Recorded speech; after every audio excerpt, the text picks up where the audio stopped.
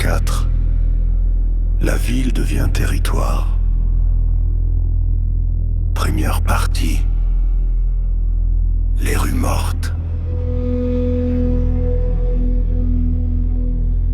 Au début, la ville semblait simplement vide.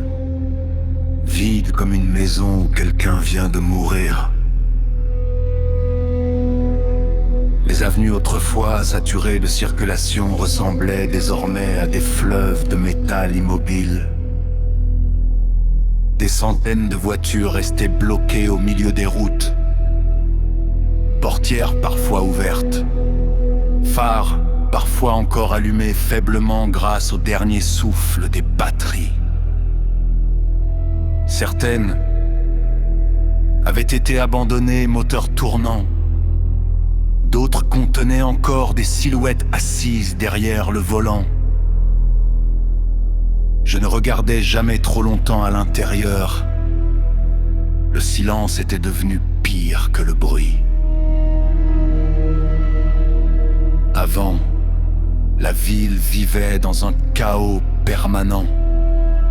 Sirènes, moteurs, musique, cris, travaux, disputes derrière les fenêtres.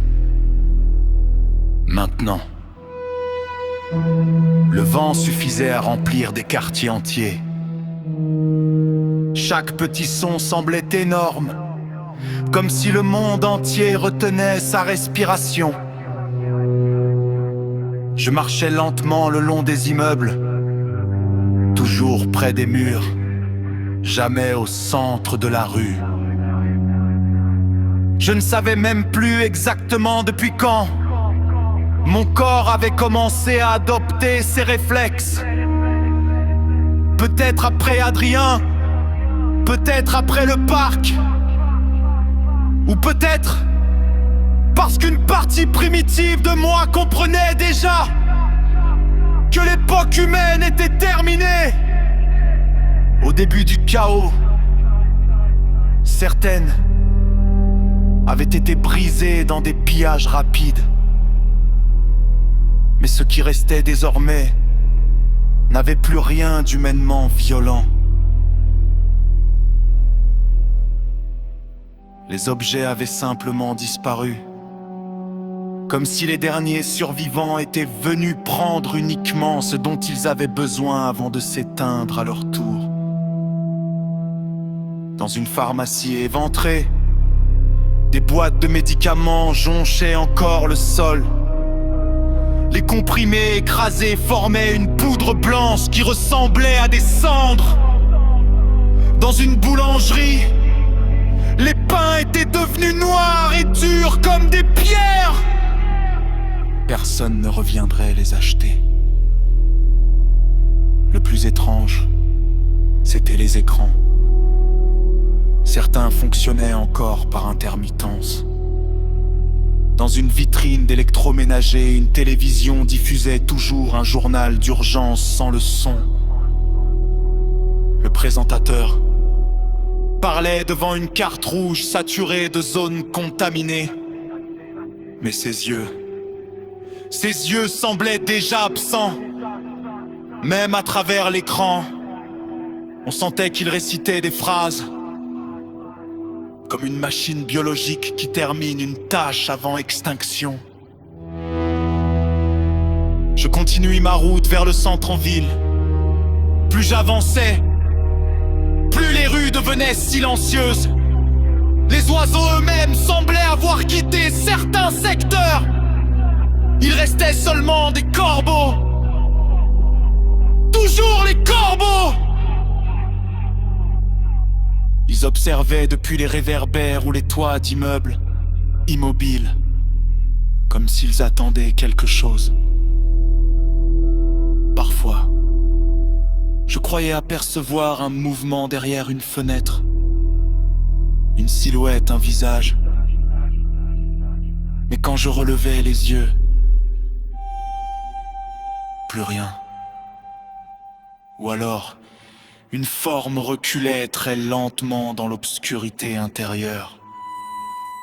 Jamais brusquement. Les contaminés bougeaient peu.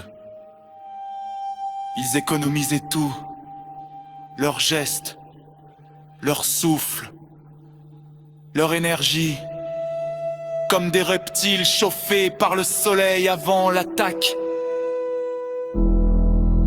Je passais devant un arrêt de tram désert.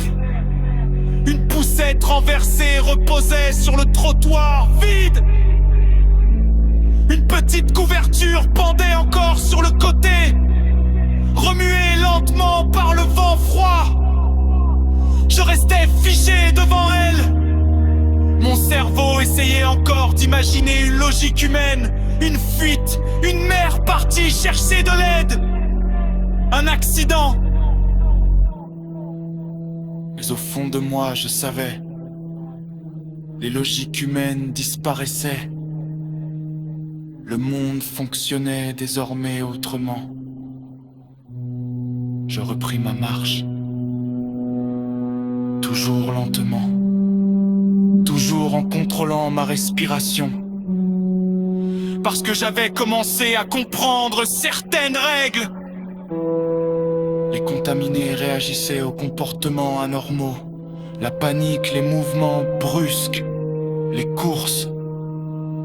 Ils observaient, toujours, comme des prédateurs étudiant une faiblesse avant de décider si l'effort valait la peine.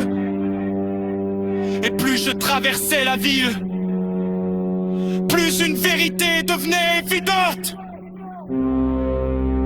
Les humains ne contrôlaient plus cet endroit.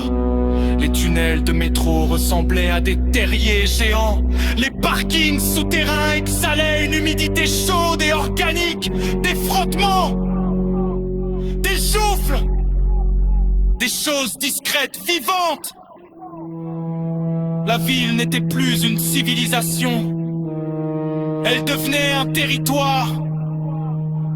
Un immense organisme froid où quelque chose d'autre apprenait lentement à vivre à notre place. Et le plus terrifiant, c'était que parfois, j'avais l'impression que la ville elle-même m'écoutait marcher.